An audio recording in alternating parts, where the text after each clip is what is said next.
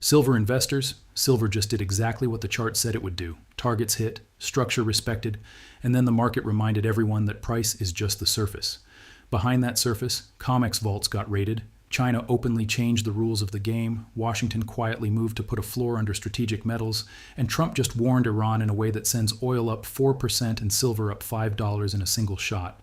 I'm OG John AG, and in this video we're going to talk only about silver, why it just ripped, why implied risk is higher now than at $120, how Comex is down to 88 million ounces with March settlement days away, what China's new rulebook really means, and why 0.03% global allocation into silver in the middle of record uncertainty is the most ridiculous number on the entire screen. Segment 1, the move that hit every target, then broke the script. On the lower time frames, silver did exactly what pattern readers expected. In the last session, price was grinding around $75 with a short-term upside target of $77 and then 78.2.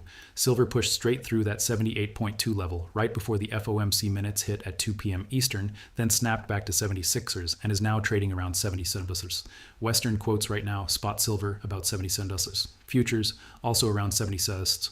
On its own, that's just structure. Previous resistance tagged. Profit taking at the level, back inside the short-term range. But that's not the story. Because at the exact same time as those candles were doing their little dance, vaults were emptying at record speed, China was declaring war on paper silver, and the US quietly moved to put a floor under producers. Price obeyed the chart. The system under the chart started to slip. Segment 2, Comex, 3.4 million ounces out in one day. Let's talk about what broke. In a single day, Tuesday in this sequence, Comex saw 3.4 million ounces of silver cleaned out of its vault system. That's not a rounding error. That's a week of mine supply, gone in hours. The breakdown, registered silver, the only category that actually backs futures delivery, dropped below 90 million ounces for the first time, now sitting around 88.8 million. Almost every major vault was hit. JP Morgan, almost 2 million ounces withdrawn. Asahi, about 587,000 ounces adjusted out of registered. Brinks, about 345,000 out of registered.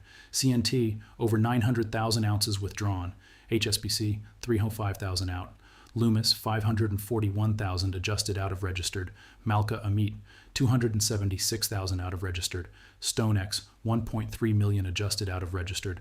The key word is registered. That's the metal explicitly tagged as available to settle Comex futures. When it moves out, the system's ability to honor delivery shrinks. Total registered silver available to settle contracts. Now about 88 million ounces. At the same time, March open interest is still massive. We'll come to that. For now, understand this.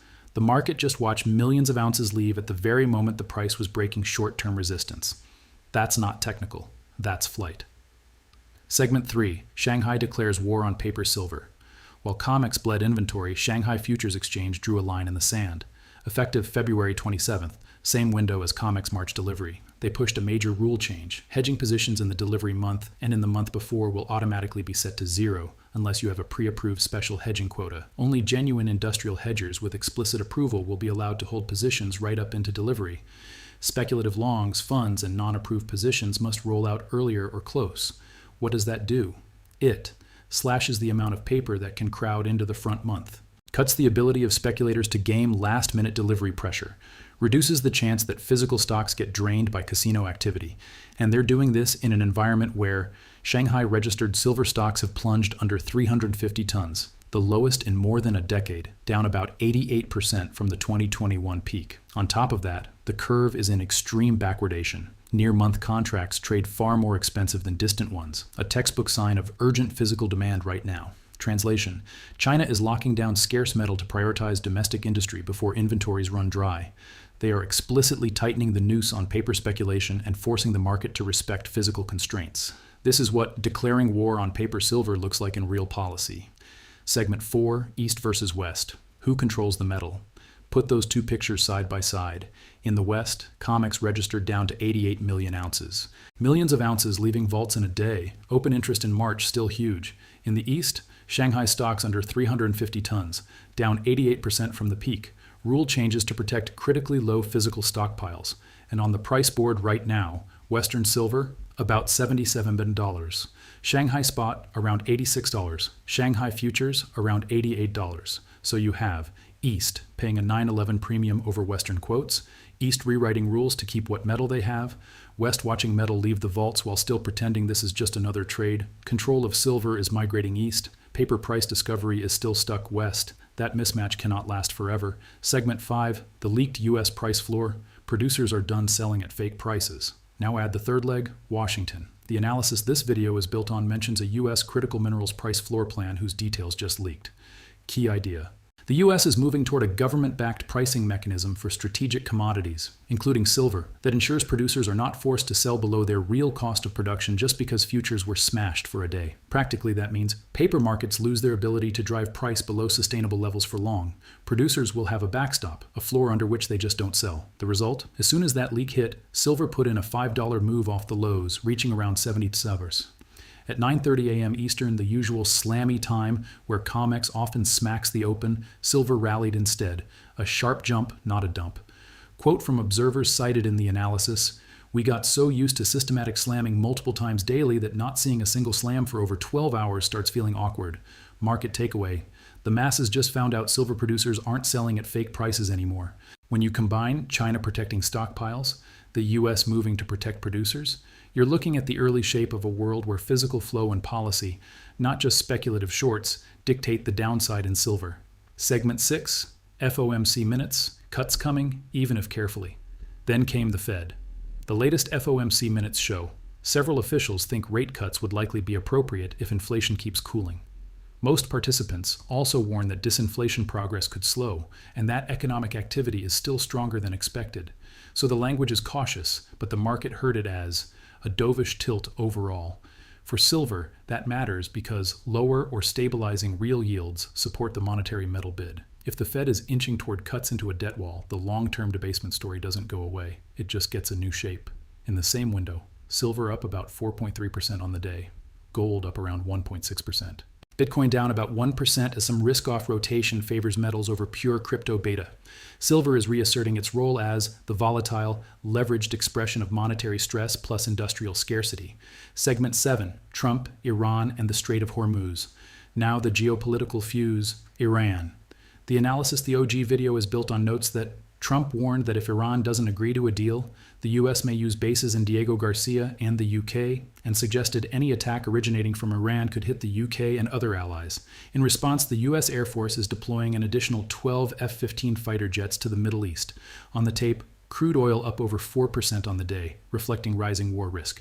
Officials have already warned any strike would not be limited. It could escalate into a large-scale, weeks-long war. And remember, roughly 20% of global oil flows through the Strait of Hormuz, a narrow choke point. If that flow is disrupted, energy prices spike, inflation pressures flare, confidence in the everything is under control narrative dies fast.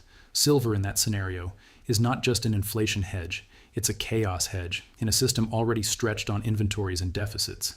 This is why you saw silver pop $5 while oil popped 4%. The market is starting to price not just charts, but conflict probability. Segment 8, the debt bomb. 64 trillion and record uncertainty. Layer on top the debt math. CBO projections cited in the analysis say, U.S. federal debt is projected to reach around $64 trillion in the next 10 years. That's roughly a $25 trillion increase in one decade. Annual deficits from about $1.9 trillion in 2026 to roughly $3.1 trillion by 2036, even in baseline scenarios. No new wars, no massive new emergencies.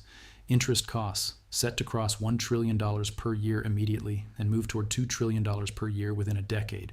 At that point, a huge chunk of tax revenue goes just to paying interest on old debt.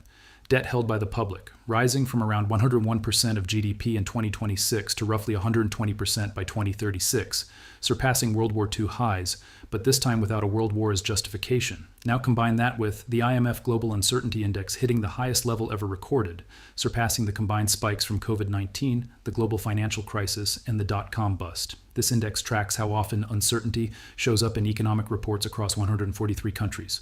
Result? Businesses freeze, hiring slows, expansion plans get shelved, cash piles up on sidelines. That's the macro ocean silver is swimming in. A system with more debt, more uncertainty, more geopolitical risk, and less willingness or ability to absorb shocks. In that world, the idea that silver is done after a crash is naive. Segment 9. Silver is not crowded.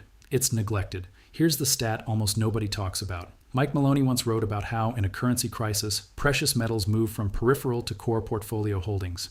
Right now, current data shows only about 0.03% of global wealth is allocated to silver. For comparison, in 2011, at the last big silver push, it was roughly 0.06%. That means allocation to silver is half of what it was in 2011, even though debt is far higher. Monetary experiments have gone much further. Geopolitics is more unstable. Back in 2011, the S&P 500 had spent years stuck below its 2007 peak. Investors were searching for alternatives. Today, equities are near record highs. AI and tech have everyone hypnotized. Silver is barely owned. The analysis points out, in 1980, after 14 years of sideways Dow, 1966-1980, silver allocation was almost certainly much higher than 0.06%. But we don't even have precise numbers. What we do know? At 0.03%, this is not a crowded trade. This is neglect. Neglect plus deficits plus vault drain is not a bearish combo. It's a time bomb. Segment 10, where silver sits right now, cheap against gold, tight on metal. Look at relative value. Gold is back around $5,000 per ounce. Silver is around $77. When gold first broke $5,000, silver was over $100. So on a gold-silver ratio basis, metals traders in this analysis call silver insanely cheap relative to gold right now. At the same time, another 3 million ounces were pulled from registered inventories and taken out of vaults Tuesday. This isn't just shifting to eligible and sitting there. It's metal leaving. Total silver available to settle futures, registered, is now just 88 million ounces. And remember March. Settlement begins in days. Open interest is still massive, with many contracts not rolled yet. The informed minority, as the original video puts it, already pulled the vault data, already checked the CME reports, already concluded this is unprecedented withdrawal velocity this close to first notice day. Cheap relative value, tight physical. Policy shifts east and west. That's not a normal environment. Segment 11, the bear case and why it still has to be respected. To stay honest, you have to lay out the bearish possibilities as the video did. What could go wrong for silver in the short term? Iran tensions could cool a back-channel deal, a pause in rhetoric, and some of this war premium comes out of the price. The dovish interpretation of FOMC might be too optimistic. If cuts are delayed or inflation reaccelerates, markets can wobble again before metals benefit. China's SHFE rule changes could force some speculative longs to liquidate. That may create temporary downside pressure even if the rules are ultimately bullish for physical control. Debt projections are baseline. Markets are cynical. They may not react until there is a visible crisis trigger. Uncertainty index is high, but hasn't yet produced full economic contraction. People may cling to equities and AI longer than you think. Silver allocation can stay underweight longer. Just because 0.03% is absurd doesn't mean it can't be 0.03% for another year before rotation starts. Technical targets have been hit.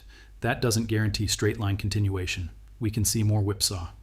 This is financial warfare education, not a one-way bet. Segment 12. Why this still ends in violent repricing. Put it all together like the original breakdown did. 88 million ounces registered on Comex. Massive March open interest still not fully rolled. China tightening SHFE rules on February 27th, protecting domestic stockpiles and cutting paper games. U.S. moving toward a price floor for critical minerals, stealing the short's favorite weapon, smashing price below cost. FOMC confirming a path toward rate cuts. Supportive for monetary metals in the long run. Debt on track to $64 trillion within a decade, with interest costs heading toward $2 trillion a year. Global uncertainty at record highs.